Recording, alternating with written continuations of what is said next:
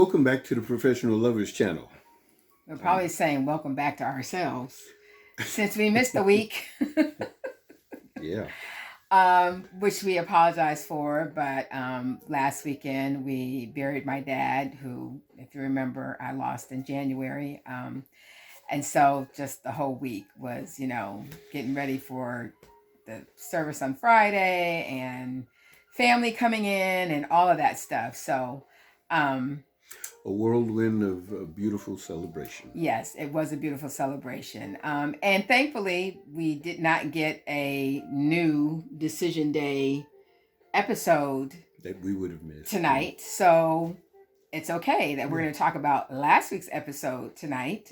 We did see the Decision Day dish, and it didn't really bring that much to light. So we'll just give you our thoughts about last week's episode, which was the last episode before Decision Day, which I think will happen next week. The episode will happen next week. And so the theme for last week, they, preparing for Decision Day. And it seems like everybody either talked to a friend or family or, somebody about how they were leaning. Yeah, and where they were, what their mindset was, things Right. that they needed, things that concerned them. leaning away from, just what was going through their head. And really nothing that we don't already know or have not already seen. And so we could probably be quick about it. Yeah. Starting with Lindsay and Mark the Shark. Okay, so Lindsay, first of all, it started out with Lindsay giving Mark a fertility test, which he kind of did without any kind of complaint, which was surprising that he was like, okay, let's test the boys and see how they are. And that gave me a little indication that whatever that previous week was a good week. I mean, there was no volatility, and so evidently they were in a good space to even bring about something like that. I mean, because that in itself denotes longevity and vision and future, right? And, where you want to be and where you expect to go, and and he was agreeable. Yeah, he did it. It's kind of like me taking a test.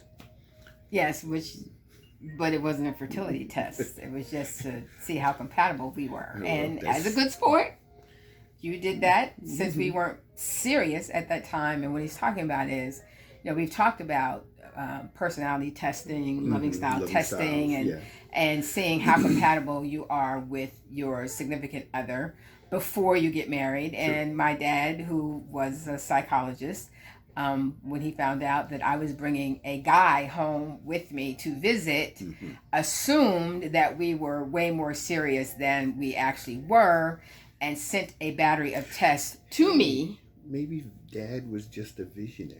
He was a visionary. Anyway, and Alton, being the good sport that he is, took the tests because he was just as curious as, my dad was about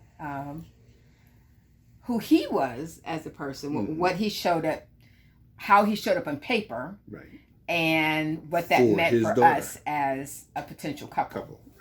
Right. So, and well, just to snip it, I mean, I understood why. I mean, if and I wouldn't deny anyone who is willing to go through it to do it together. Because it gives you a little bit more insight to that decision of loving someone. Right. Because now you have a little bit more tangibility of what it is that is connected to who you're deciding to love. Right. No, it's absolutely worth it. Yeah. To find out what your strengths and weaknesses are, where your potential pitfalls could be, and how you might have to manage those when you encounter them. True. So that it doesn't derail the relationship, right. Or you won't be blindsided. Right. And if there's not enough compatibility, how to get out of it. Yeah. Okay. And just being realistic and honest with one another. Right. So we digress. But anyway, so Mark agreeably took the fertility test, found out that he was A-OK. Now when Lindsay then Lindsay hung out with Elijah. What? I was totally shocked behind that because of how things began. Mm-hmm. That they were almost like they were two peas in a pod. It just was one pod, and both of them couldn't exist in that small pod. But they're very similar personalities. Yeah, and so she was asking him about, her feeling that Mark seems to talk about touchy subjects with everybody else but her. Yeah. And being a guy, was able to give her some male insight. Perspective, saying that he probably does that because he wants to make sure how he's expressing whatever it is that he feels he has to deal with. He's expressing it in a manner that can be received in the way that it's intended to be received, as opposed to it starting or beginning or creating any type of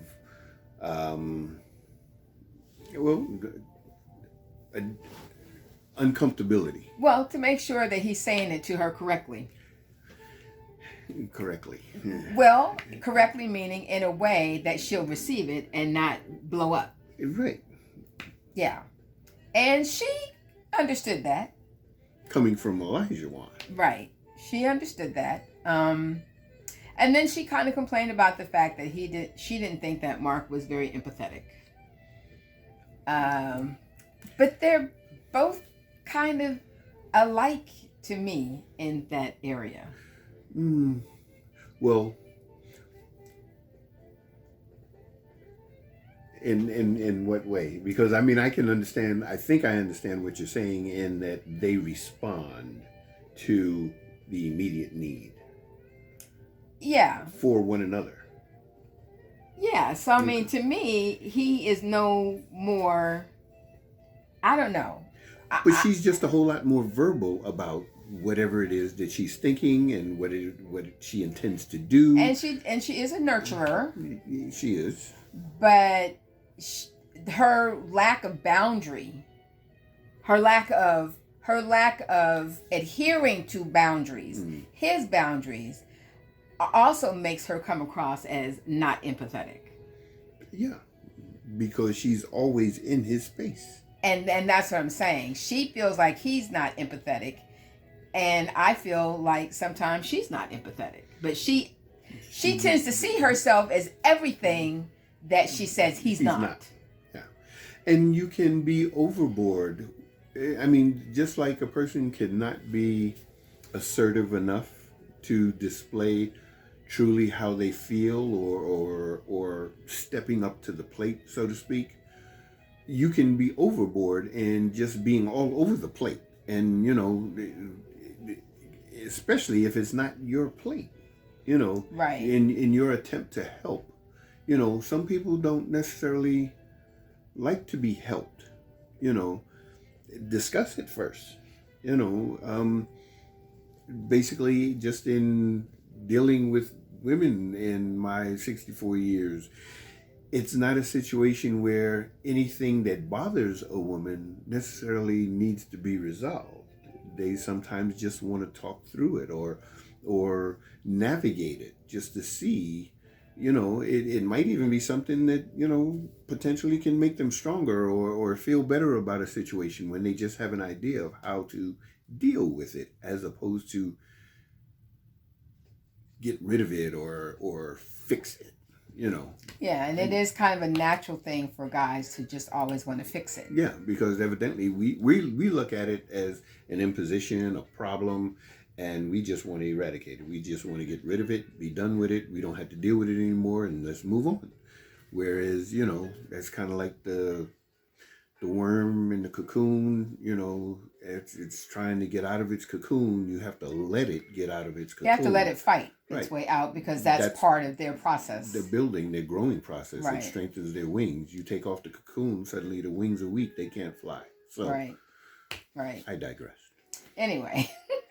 Okay, so Mark also talked to a friend, his one of his best friends, and he's torn because on the one hand, he sees Lindsay being very supportive and a Mm-hmm. ride or die, and I got your Definitely. back, because all of the issues that Mark has experienced She's with been his mother and his cat and the landlord landlord. I mean, it's been one thing thing after after the another. other. And she's recognized that. And she's recognized that, and no matter how she's feeling about him, the two of them and their compatibility, she's always been there for him Mm-hmm. when he's struggling. And he sees that. But then the amount of energy that they have to expend during those disagreements that they have, Yeah. and the volatility that comes out, and then him not knowing how to deal with her, and and her just being 1,000%. It triggers Yeah. that volatility in her triggers something in him that he grew up with in his home. Yeah, which we talked about Yeah. in previous recaps. So it was interesting that his friend said, judge the recent, where you are now. where you are now, Yeah. instead of using everything that's happened in the past. Judge where you are now. Because it should be growth. I mean, for the simple fact that they've had a short period of time, and again, it's not like it's a remedy, but understanding that it has been a growth period where you are in a confined area that you cannot get out of until, well, I guess you can get out of it if you really just want to get out of it. But the purpose is to find out where you can be after decision day. But do you see growth with the two of them? Well, most folks would call it growth if that's what you were doing. They are... I don't know that I see growth. And I think that they've got a lot of issues that they need to work out individually. Yeah. Because of all the triggers that I don't think that it would be healthy for them to stay married. Possibly not, but do you, in all honesty, do you think it could get worse? No, but what it is now is exhausting. I'm not saying it's good. I'm not saying where they are now is really good. But just thinking, if you have gone through the worst of a situation, where else is there to go but up? But I'm not convinced that Lindsay particularly understands the negativity that she brings to the relationship. True. And I'm not She's saying... always looking at him. You're right. And she's never looking at herself. Right. Oh, totally. At all. Ever. So even if that never changes, then that is not a good place to be. I didn't say it was. I'm not saying that it was. I'm just saying that it probably couldn't get any worse. Yeah. So, and I'm not saying that they need to stay together. I'm not saying that at all. But I'm just thinking that even as, I don't know, polar opposites as they can possibly be in their characters and their characteristics, their manner, their behavior, they've experienced the worst. And you don't know how much better it can be. I mean, it has so much more potential to become better, as we know relationships can be. Right. But are they willing to? But you got to see yourself. You have to see what you can do to change within that relationship to make it better. And Lindsay has not displayed that at all. True, she doesn't. It's constantly what he needs to do, where he falls short, what he is not for her, and what. Yeah. And so therefore, if she can never self-reflect to see what she is not bringing. She's always talking about him not holding himself accountable. She doesn't hold herself accountable either. She always sees herself as right. But it's because of what she feels she's already done. She's put herself out there and she's done this for him. She's done that for him. Not that he asked for any of it. Right. But, so we'll see. And basically, just in a nutshell, that is that element in the book of about loving. Love is not love until your spouse says so. Plain and simple. Right. you can put out as much as you want, but if they're not receiving it as love, it's not love to them. Right. And it's a little bit of a waste. You're truly, loving yourself because you're loving him or her the way you want to love them, which is selfish. All right, then. We are one. Noy and Steve. Noy talked to a friend. Feels like, Steve is a one focus kind of guy, that he can't focus on more than one thing at a time, which I have to say, stereotypically, is a guy thing. Yeah. A lot of guys are not built to multitask. Yeah, we have boxes. Right. And it's been described that men's brains are compartmentalized, yeah. And women's brains are wired like the super internet highway. No joke. And it's just, and if you think about it, you can understand why our brains would be described that way. And so she's also wondering if they've built enough of a foundation to move forward. And she's still talking about not living together. And for me, that piece right there, and I understand where it comes from and everything, but to me, that piece suggests that she's not ready to be married. Yeah. She wants to hold on to a certain independence that she has just recently experienced. Yeah, that she recently experienced, and going out on her own, getting her own apartment, living by herself. And that's good. There's nothing wrong with that. But don't get married. Right. Now. Right. Right. Whereas he's ring shopping. What?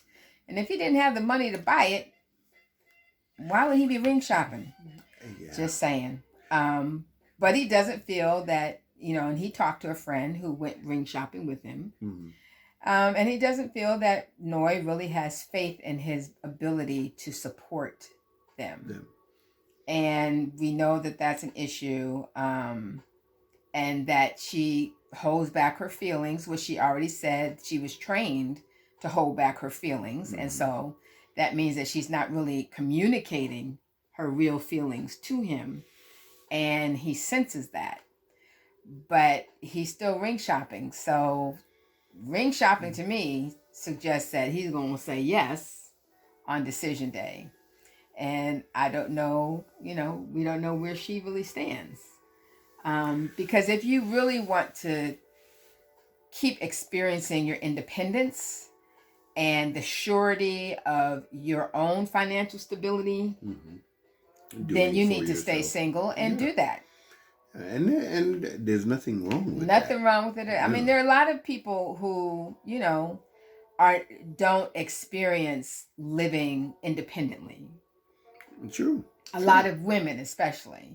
Very true. But it's kind of from a different generation, because as, my mom now being a widow,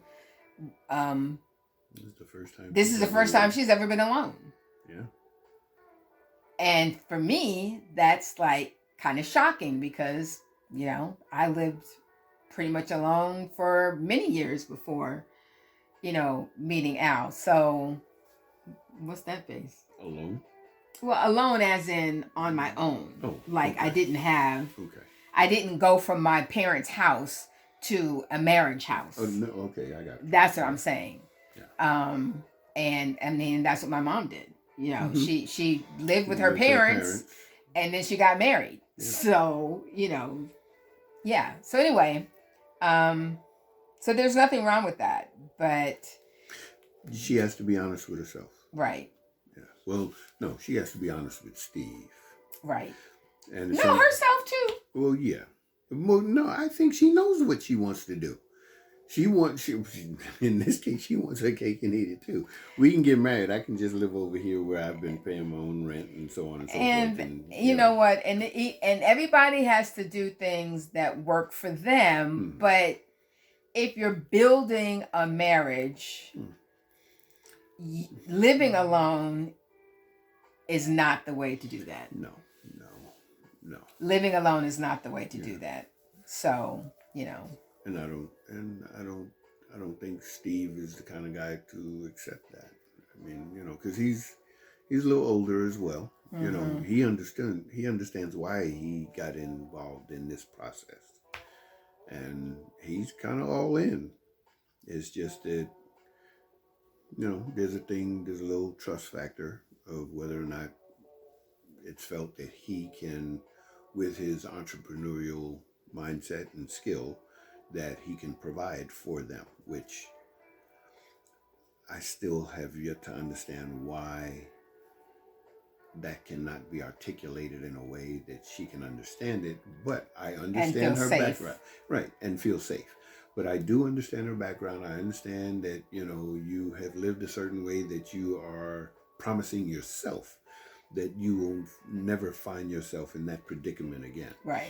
And there are certain securities that you can put in place to ensure that you don't revisit that.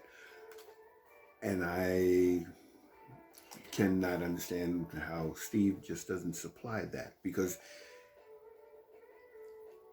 he does have a certain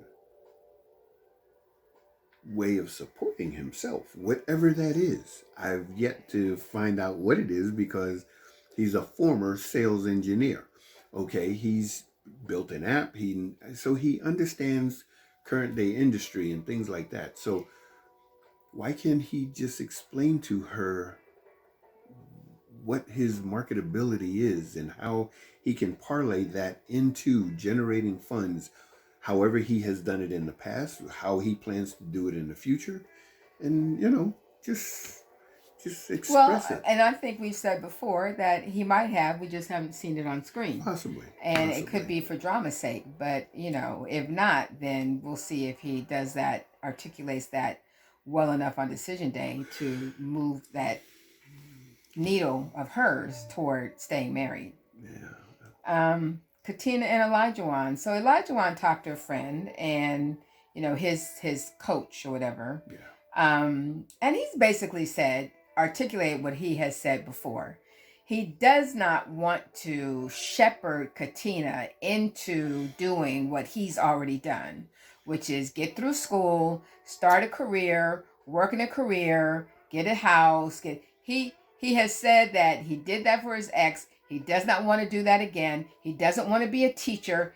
But here is someone that he says is different from any other woman he's ever met, any other relationship he's ever been in. Mm-hmm.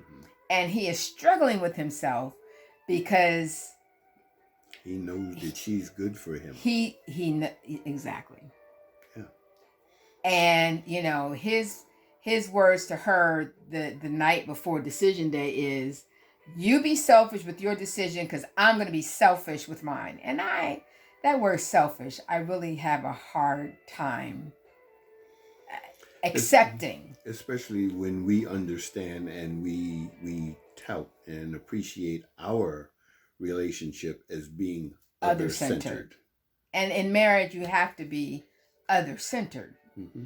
And when one is not, then it creates an imbalance that becomes very detrimental to a relationship. And his saying, I'm going to be selfish, and she doesn't have enough life experience for me, and she's not at the level where I am, and I don't feel like waiting for her to get there. All of those things suggest to me that he hasn't really been in the marriage for real. That he's always given himself a little out in his mind. That's what it is. And you don't go into marriage with an out. With an escape plan. Yeah, with that's very good. It's not an escape room. Yeah. It's not, you don't give yourself a little escape route. Yeah, there's no back door to marriage. There shouldn't be. Let's just put it that way. And so I feel like she's been in it 100% and he's been in it as not 100%. Okay. Yeah. Because she has told him, I feel like, I can handle whatever. She has.